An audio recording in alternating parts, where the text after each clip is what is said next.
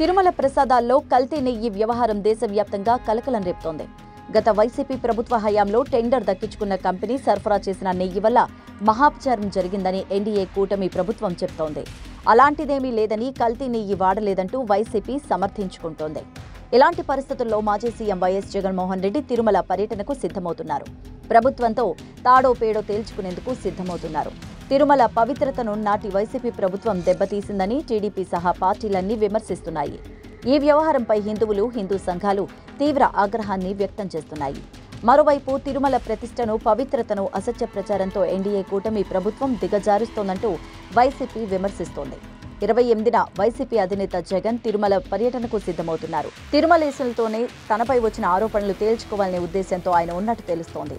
జగన్ క్రైస్తవుడని, ఆయన హిందూ సాంప్రదాయాల పట్ల సదభిప్రాయం లేదని విమర్శలు వస్తున్నాయి.